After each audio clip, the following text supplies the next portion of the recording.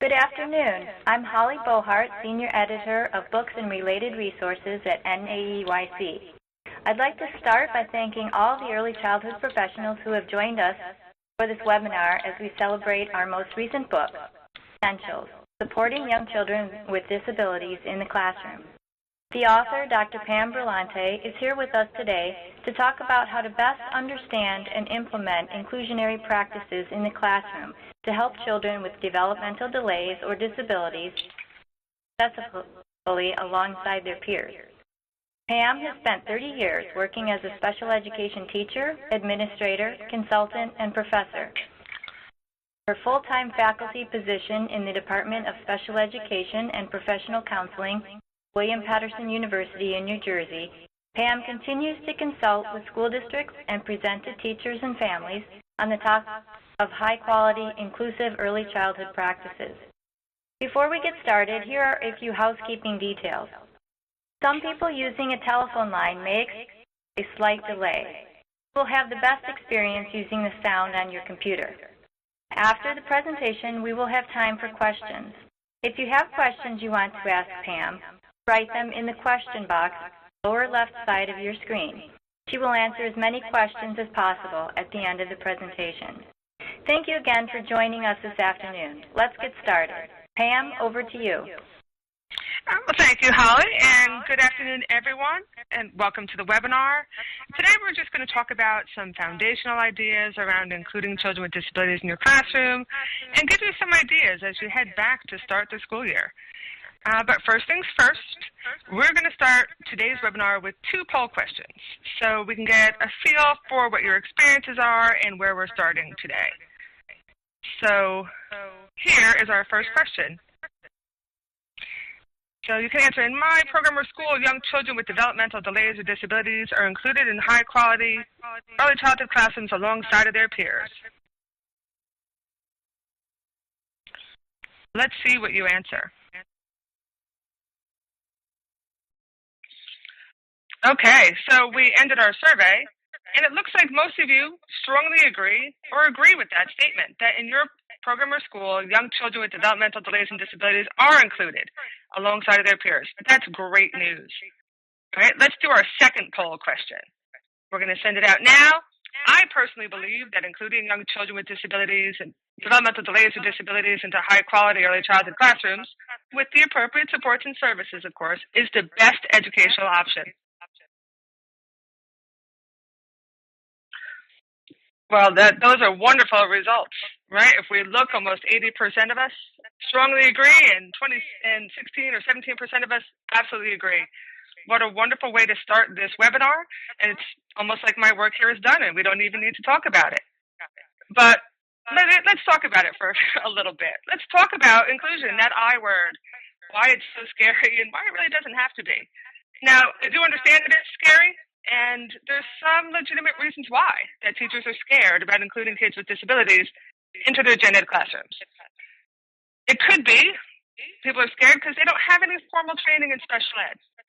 And if they did have some formal training, they might not think it's enough formal training, that they're not really prepared themselves to be the teachers for children with disabilities. And I have to tell you, I've been a special ed professor for many years, and I train those teachers to go out and be special ed teachers. And I will admit, I don't give out magic wands, right? There's really nothing special or that special about special ed, right? We don't teach them any real special, skills or anything like that. We just teach them to look at each child as an individual, to think outside of the box, right? You have to know the box, but you have to think outside of the box when we're teaching kids with disabilities, right? And every teacher, no matter what you're training, has the ability to think outside the box, right? There's no specific recipe that makes inclusion work or makes a special ed teacher, great. It's just about being good teachers and looking at every child as an individual and teaching them as an individual, right? There's other reasons it's going to be scary. We actually didn't grow up in inclusive environments, many of us. I know I didn't. I'm older than some of the people who are on this call, but I didn't have any former teachers as role models, for how to do this, for how to include, peers with disabilities next to me in the classroom. Classrooms are different now than the ones I grew up in. And they're even different when I started teaching.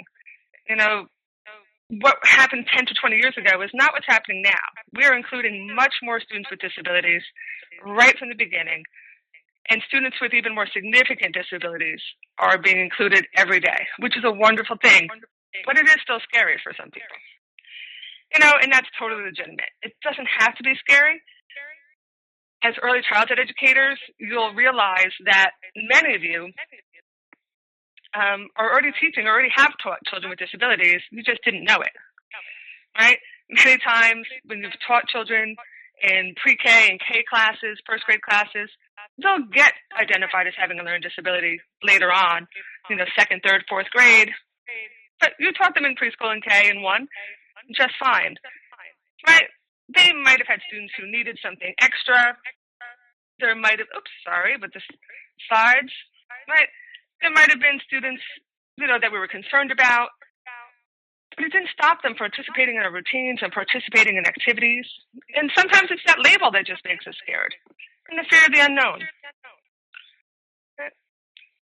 We still do have questions, and those are also legitimate for some very good reasons we have questions, right? And is part of it the fault of the places that trained us, okay? The way we train teacher educators is a little antiquated. We really do need to have more than just a basic understanding of the needs of all children, right? So every teacher needs that.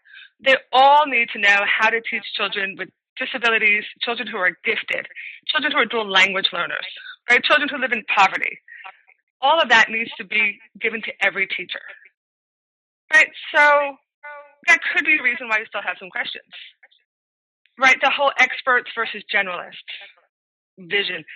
Even in my university right now, the special ed department is a different department than elementary ed and early childhood ed, right? We're considered specialists. We're considered experts. And that separate training, that separate everything is what causes this expert versus generalist mentality, right? It doesn't have to be the case. Some of the best teachers of kids with disabilities I've ever seen have had no formal training in special ed. They were just really good general ed teachers who just had some really good practices, right? So maybe they weren't the expert, but they were wonderful for our kids. That medical versus educational needs, or that model, right? A lot of times those families and teachers, we look for that medical diagnosis to help us understand, but that medical diagnosis doesn't really give us the information we need to know how to teach children, right? It doesn't help us actually in the classroom. And because that's what, if we look at the next, first we do no harm.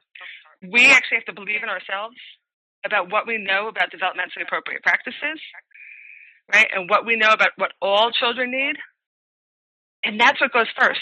That medical diagnosis sometimes can get in the way of what we know about how to teach young children, right? There's specialty things for children with autism. There's special ways to teach children with Down syndrome. You know what? That first do no harm. First, it's about giving kids what all kids need, right? And then that specialized services and expertise, right? Many of us have started to work with these specialized services, these occupational therapists and behaviorists, and all sorts of other people. We have no idea what they do. We have no idea how it applies to us in our classrooms. And these so-called experts can intimidate us a little bit. And they sometimes, especially when they come in and take the child away to have a service, or they come back and they give us unrealistic ideas, it's really, we have these questions because there's no collaboration, right? We need more collaboration. We need more cooperation. They also need to learn from us. We know an awful lot about how children learn and about developmentally appropriate practices that these specialists and these experts don't know, right? So it's okay to have questions. We have to believe in our own knowledge and believe in our abilities and believe that there's plenty of times we actually have the answers.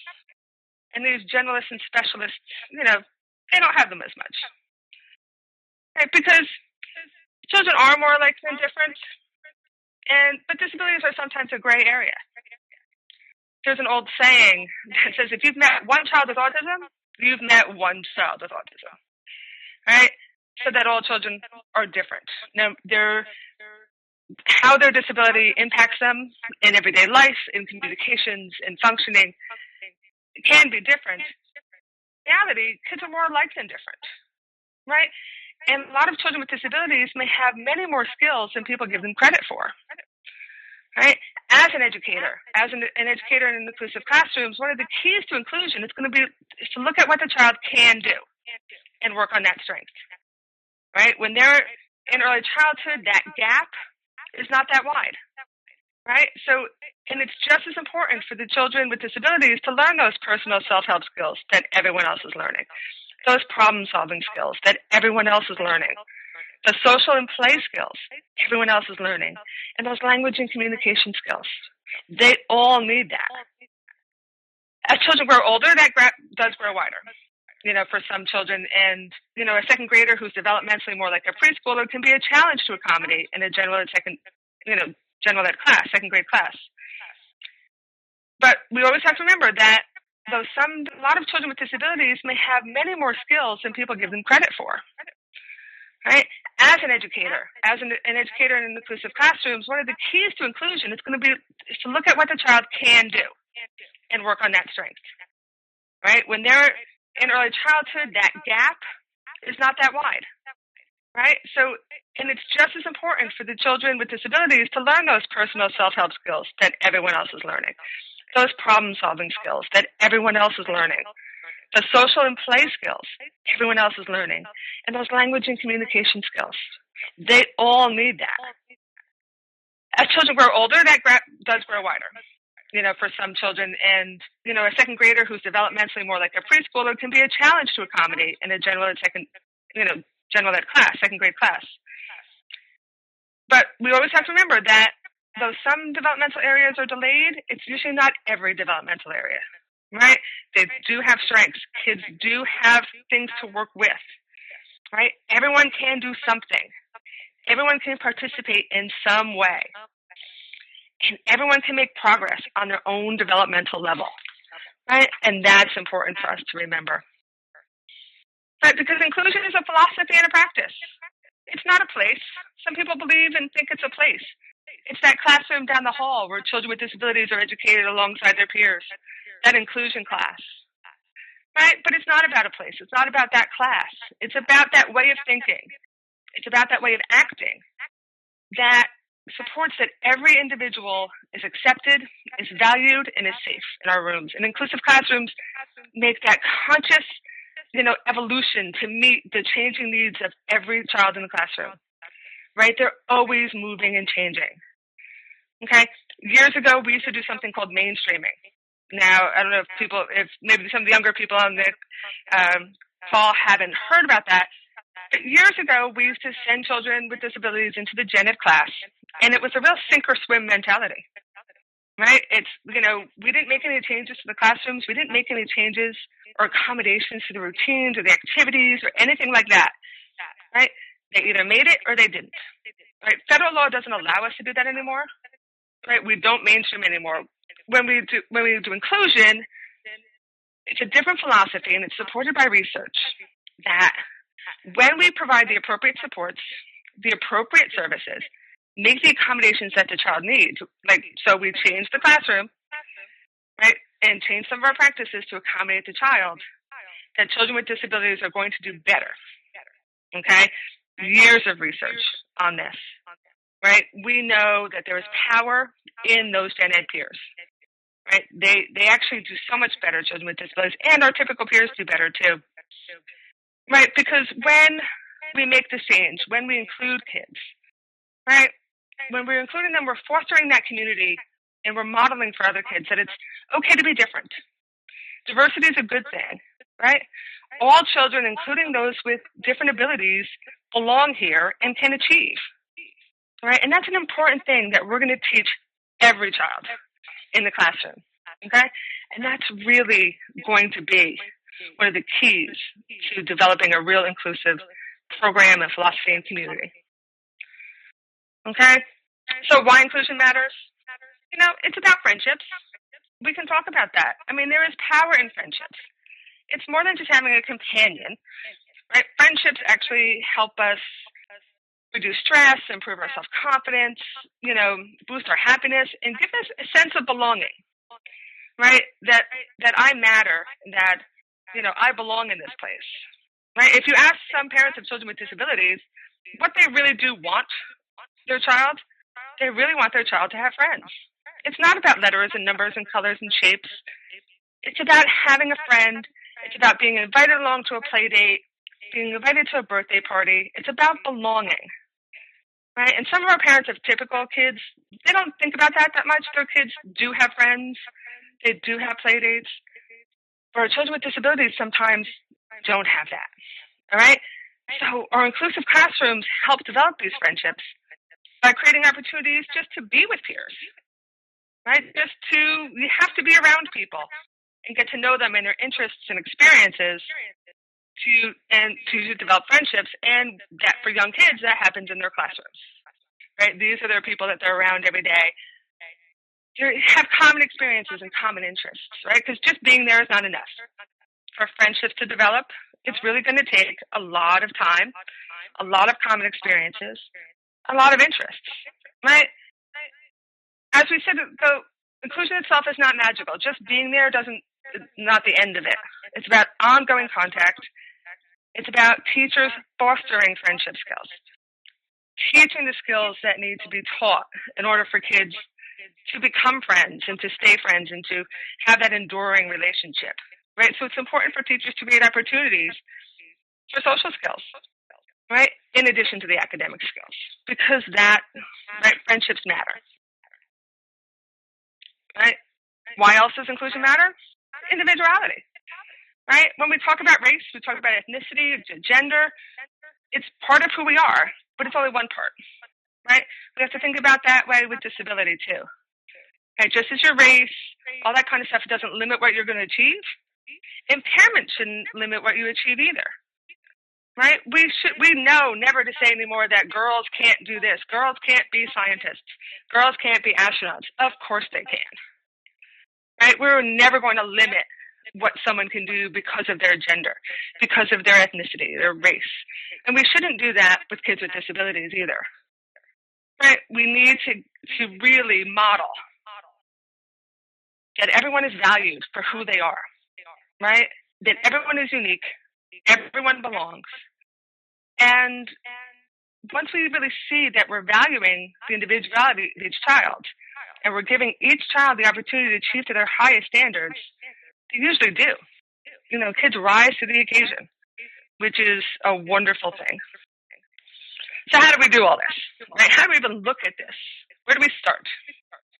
Okay, so when we take a look at our curriculum, and we're taking into account the children's varied lives, lived experiences and what their needs are and what works for everyone, we need to look through the framework of Universal Design for Learning. Okay, UDL, very popular these days.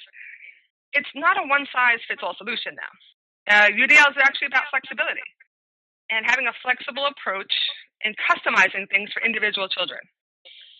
Okay, so UDL is about increasing flexibility in the way that teachers present information, in the ways that students respond or demonstrate their knowledge, in the ways that they're engaged. And at the same time that we're increasing flexibility, we're decreasing barriers to instruction. We're providing appropriate accommodations, appropriate supports, and challenges, and we're maintaining those high expectations for everyone. Okay, so UDL is not just about children with disabilities. Right? We can use the principles of UDL for every child, right? So it's for gifted children, it's for dual language learners, for kids who live in poverty, for kids from different cultures. It's really about everyone, right? So we look at UDL through three different lenses: through access, through participation, and progress. Okay. Before we start, though, we can't forget those developmentally appropriate practices. Okay, so in every part of UDL, it goes hand in hand with developmentally appropriate practices. We can't forget those. And even part of one of those three core considerations of developmentally appropriate practices, it's actually about UDL, right? We look about knowing what's individually appropriate for children. Nacy actually says when we learn about specific children, what we learn about specific children helps us teach and care for each child as an individual. By continually observing children's play and interaction with the physical environment and others, we learn about each child's interests, abilities, and developmental progress. Right, so as we go forward and talk about being more flexible and talk about removing barriers, we must be grounded in that research about how young children learn and develop, right? And what we know, research tells us, is effective in early childhood classrooms. So let's get back to access, right? Access, we can talk about wheelchair accessibility, physical accessibility. That's one place to start the conversation, but that's the only thing, right? But let's start there. Let's think about your space. Think about access. The goal for independence. Can children actually get into your building? Can children and families get into your classroom? Can they get around your classroom? Can they get into your bathroom facilities? Can they move around your classroom? And we have to think about some of this can be done for everyone. Okay, so installing a ramp for a child with limited mobility to get into the classroom is a better option than employing an aide to carry someone in.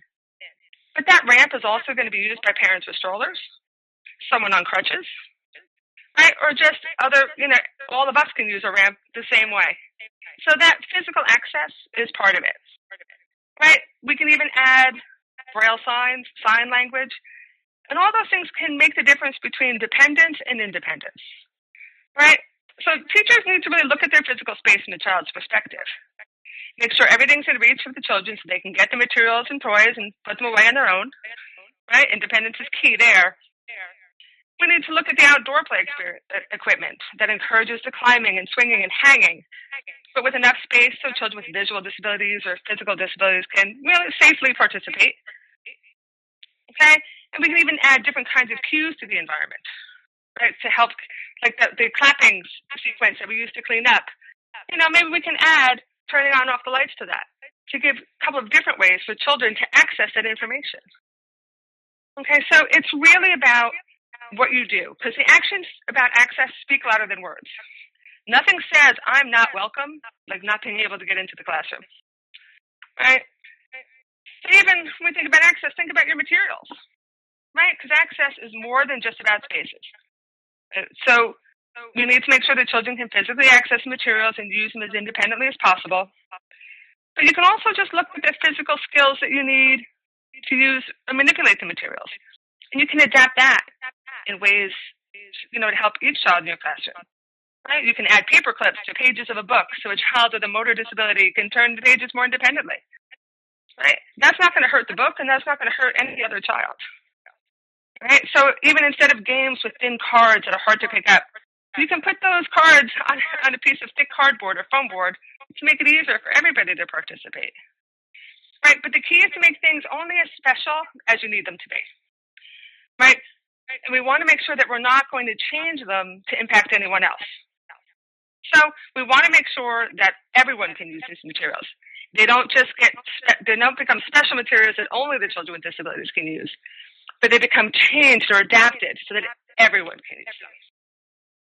Right? So an access is not just about changing the materials, but it's about adding new kinds of materials to your classroom. Right? Adding materials with different levels of difficulty. So different children can access them at different points and can progress at their own pace. And having really open-ended materials that are flexible enough for all students on all levels to learn something from them. Right? So it's kind of a key. If the object only has one purpose and only one way to use it, it might not be the best object for your classroom. And just another note on the slide in reference to the photo. Some of the materials, we always make sure that the materials represent the children in the classroom. So when people have gone out of their way to make sure that they have dolls of different races and different ethnicities and things like that. But when I actually go to Eckerson classrooms, this is one of the things I see missing, that we're not representing people with disabilities from the community and from the classroom. And that's one of those things that you can add to your classroom, and it'll just make it's just a way to teach. It's also just a way to welcome, right? Just welcome more and more people to your building. Okay? Participation, right? Because access gets you in the front door, but it's just important what happens once you're through the door. Right? So being an active member of the routines and activities is essential for inclusion. So, and removing the child from those routines, that's where some problems come in. So it's not full inclusion. It's not that total inclusive philosophy if we're taking students away to have speech therapy, to have occupational therapy.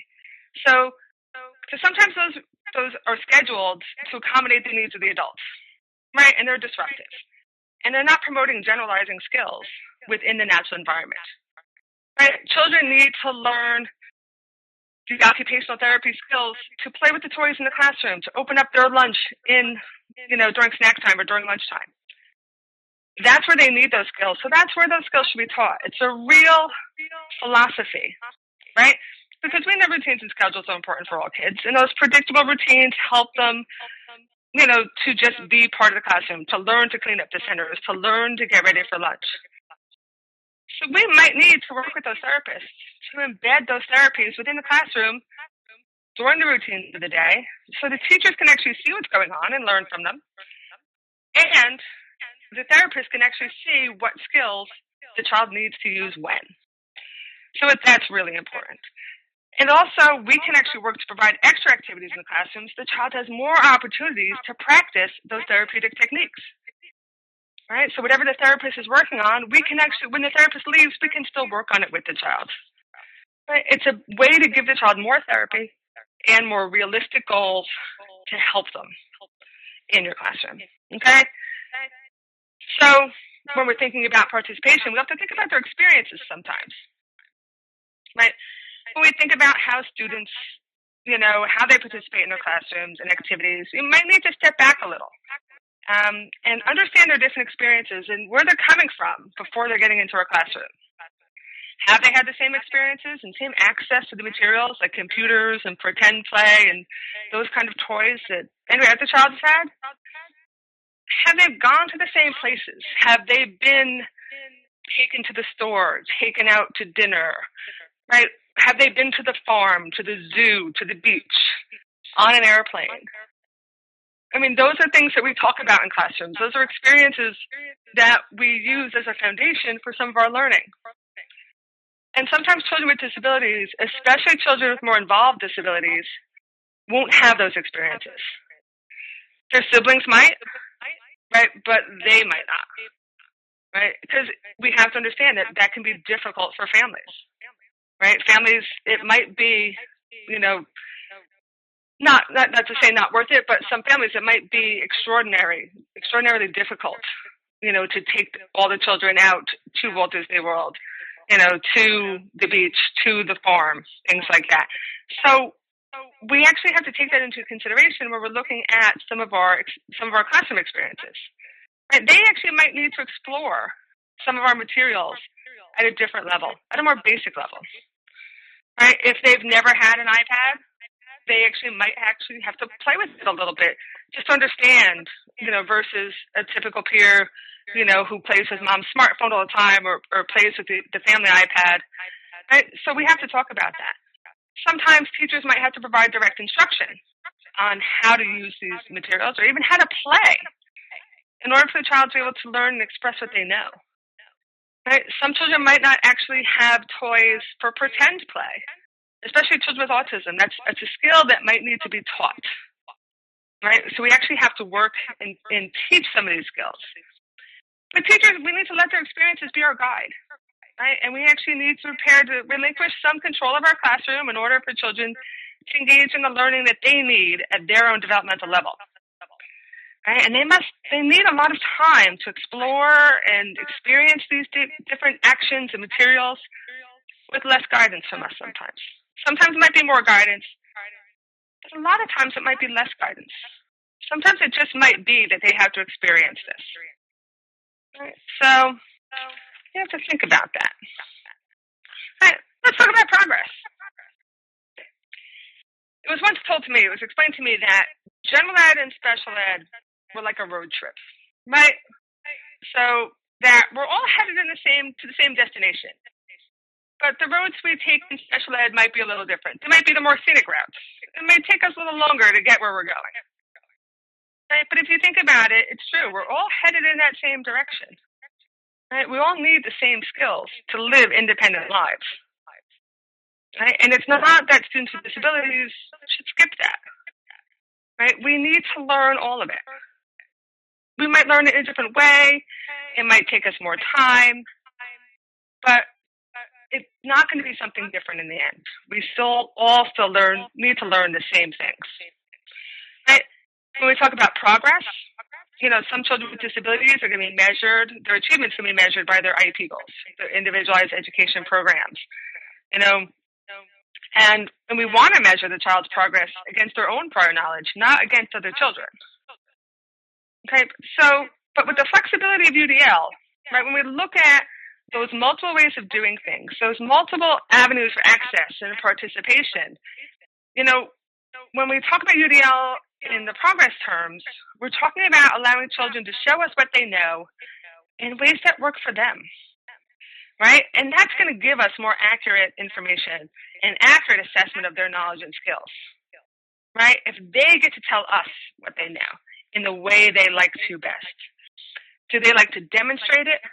Do they like to, show me on a piece of paper with materials, right? It's not just the way I want it, the way I want to assess them. It's the way they want me to know that they know something, right? And this is also a great way to learn how to teach them better, because that's the way they like to learn. That's the way they want to demonstrate their own knowledge, right? So that gives us more information about supporting them better, right? Because ongoing assessments, those every day, those summative and formative assessments, they're going to help us make better decisions for the kids. The more we know about what they know and what they can do independently or even with assistance, the better we're going to be able to design those developmentally appropriate activities and programs for them. Right? So we really have to look at what they're doing and how they're demonstrating their knowledge, right? Because what does success even look like, right? It's more than just meeting your goals, right? It's really when we look to measure the success of inclusive programs and that inclusive experience, we want to look at other things too, okay? One measure of success is going to be independence, okay?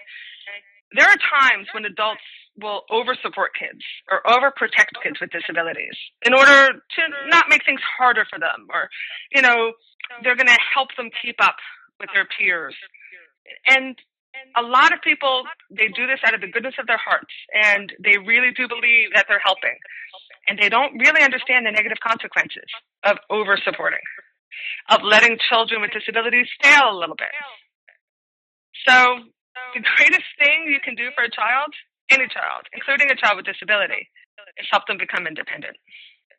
And maybe it's even more important for children with disabilities to become independent, because doing things for children makes them over-reliant and more dependent on adults than they need to be.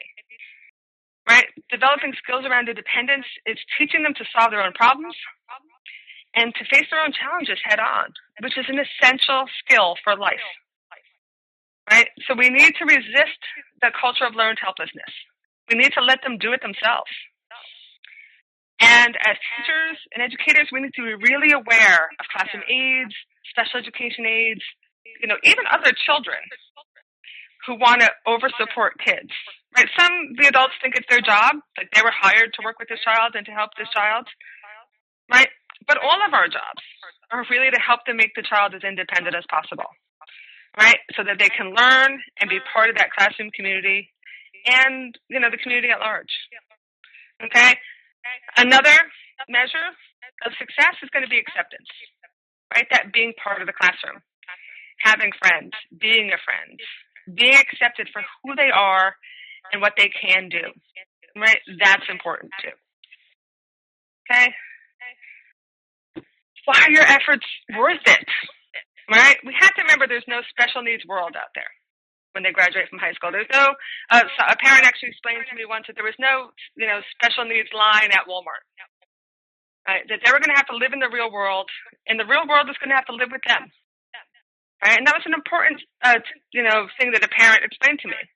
Right? And we have to realize we're not going to fix them by segregating them into their own classrooms. Right? Because the more you're segregated, the less you're going to learn to live in the real world. The more time you spend away, the harder it's going to be to become assimilated into everyday life. Right? So if we want them to be active and productive members of the community when they're older, we have to welcome them into the community right from the start. right? We need to accept them and to understand them and give them ways to access our communities and participate alongside of their peers and demonstrate what they know in their own way, okay? So in order to change the world, we need to look at disability as just a natural part of the human experience. It might happen to all of us through injury, through aging, right? Through accident. It's just part of the human experience, right? We need to help others around us understand it and deal with it without shame, without resentment, without pity, without prejudice. And it's all going to start in your classroom, right? And that's an important thing for you to teach the next generation. Okay, so before we go on to the last poll question and to the Q&A part of the webinar, there's a few things I want you guys to remember, okay, from this webinar. That it's okay for every child to have their own rate of development, right? To keep track of each child as an individual and help them achieve at their own pace is what we're there for. Okay, education is an individual. Even though it's a societal thing, it's an individual thing. We want to work with kids and make them improve, make them be more independent, right? Make them be part of our communities.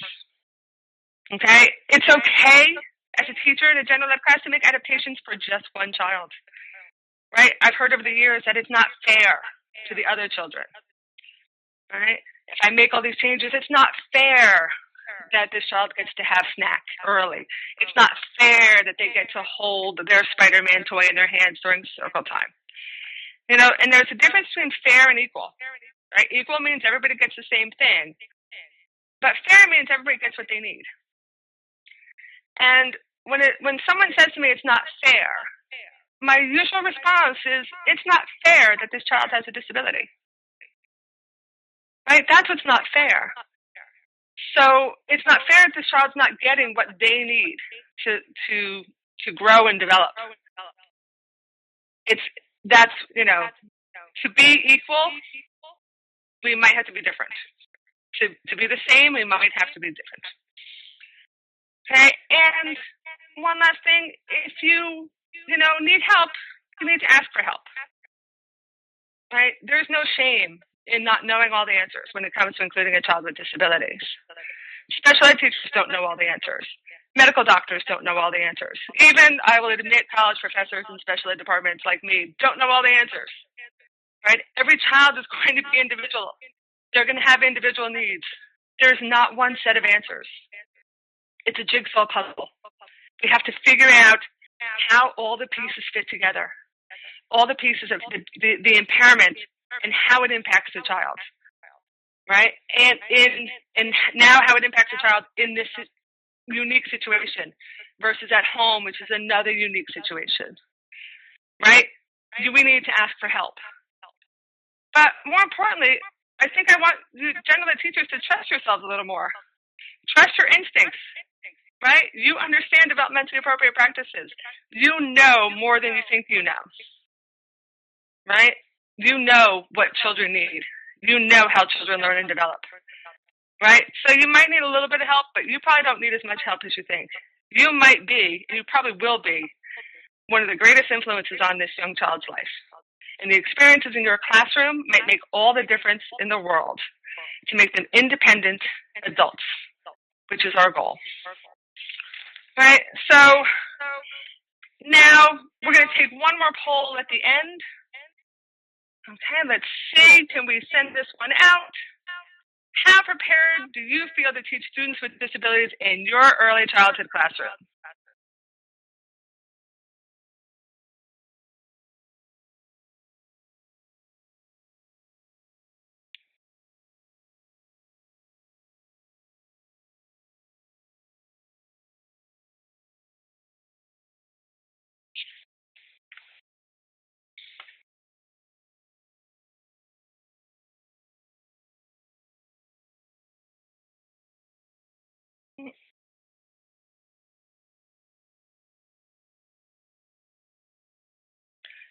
All right. It looks like most of you strongly agree or agree. And you know what? I agree with you. I actually think you are prepared to teach students with disabilities in your classroom.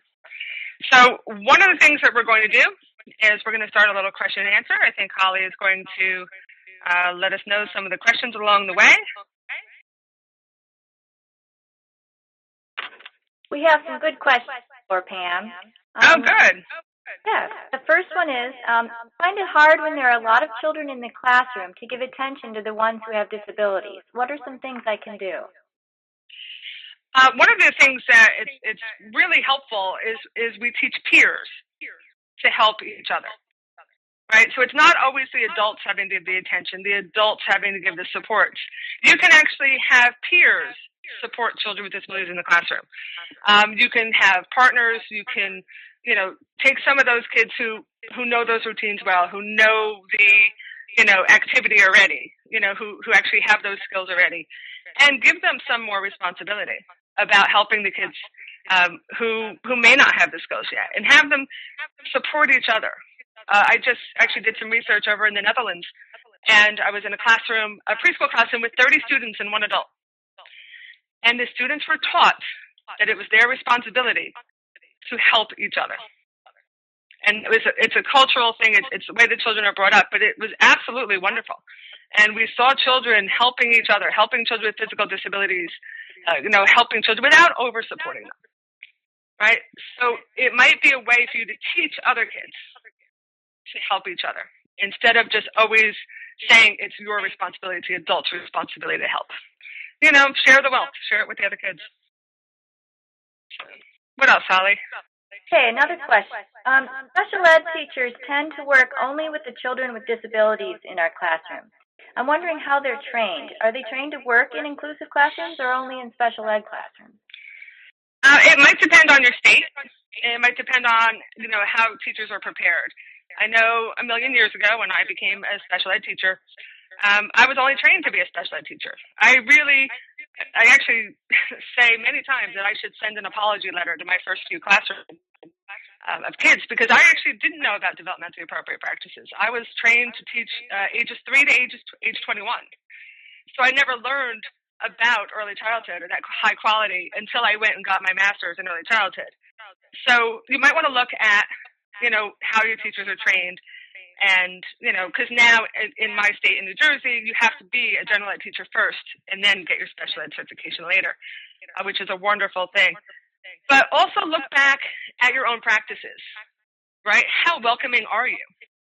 Do you co-plan with this special ed teacher, right? Sometimes as a former special ed teacher who went into other people's classrooms, sometimes it felt like I was intruding. It felt like, they didn't want me there. So, but once the teacher actually opened up to me, the general ed teacher opened up to me, and we co-planned, and we started to share the classroom a little more. It became a wonderful experience, right? So look at how they're trained. They might not know about developmentally appropriate practices. Then take the time to teach them, right? They might feel a little, hesitant to take over in your classroom or to take a larger group. Take time to plan with them, even if it's just, by email. Take time to plan an activity with them. Bring them in a little more.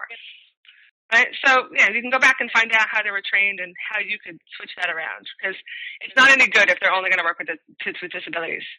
The peers are going to be the more helpful, so work with both of them. Okay. How can I reassure parents of children who don't have disabilities that we can meet their children's needs when there are children who need more specialized attention? It's actually very hard. A lot of families, will hear about, Bobby or something. Bobby needs this. Bobby had a meltdown, and it's just important for you to talk to parents about, working with everyone, right? So, and how much you are working with their child, how much you know about their child, right? So you might just need to reassure them that you are doing exactly what you're supposed to be doing. You are working with every child, right? And that you know what their child is doing, you have assessments on them, and you can assure them that if their child needs any assistance, you're giving it to them too, right?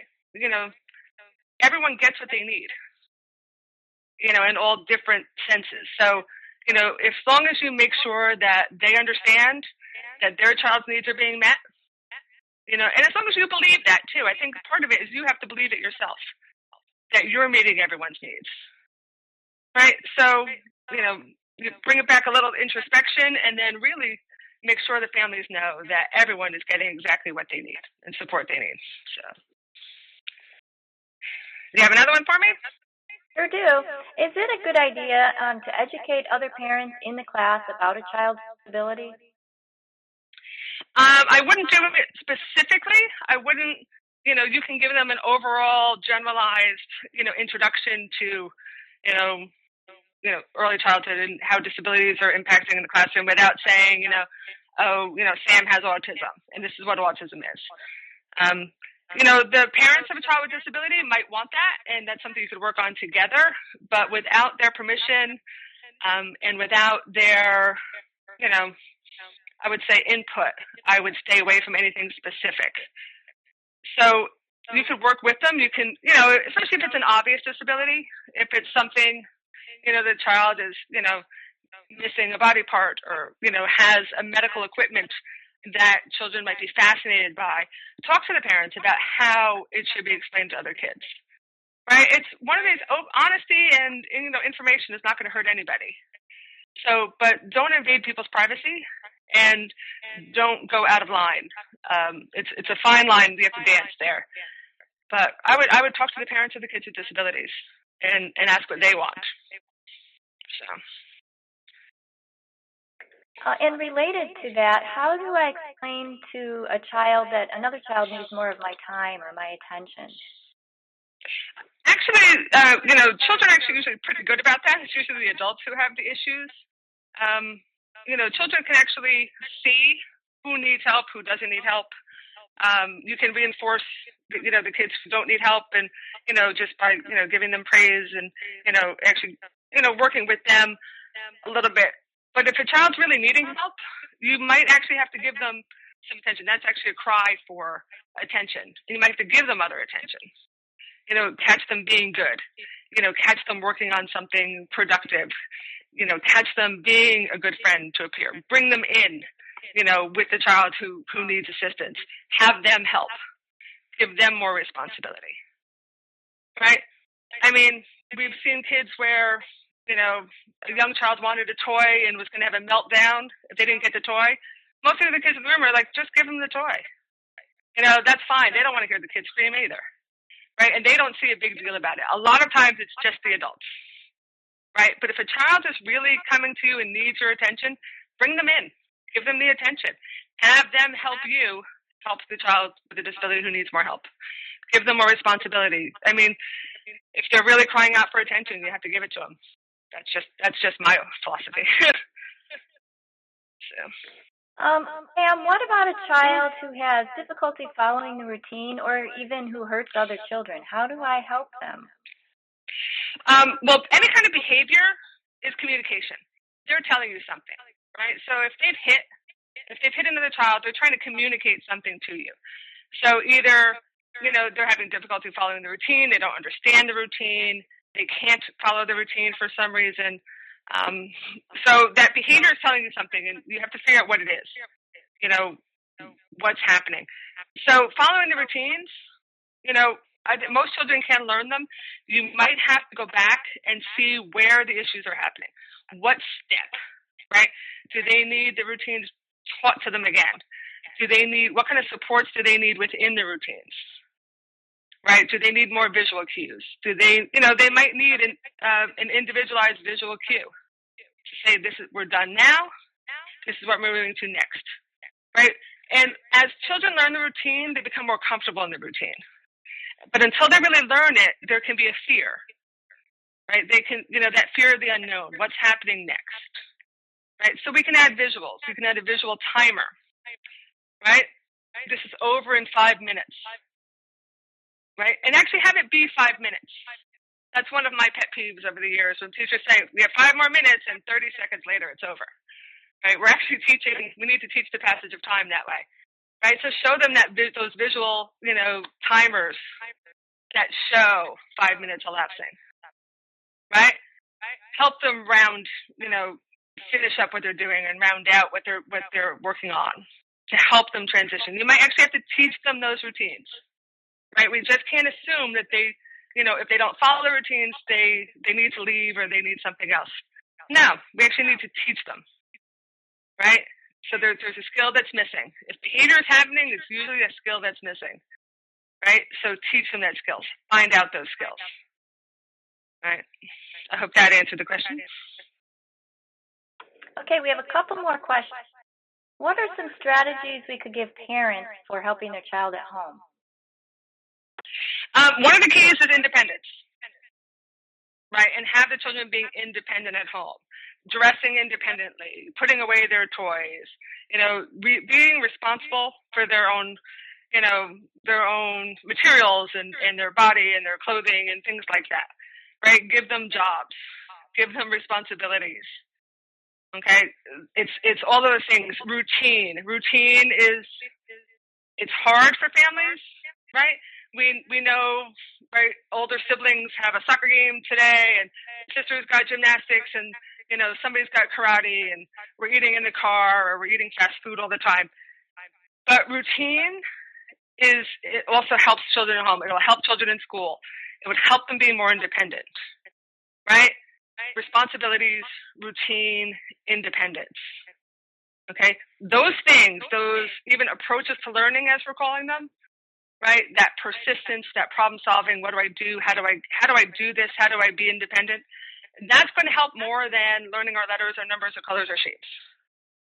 Right? It's about learning how to be independent, how to learn. So, all right. Okay, and we'll have a final question.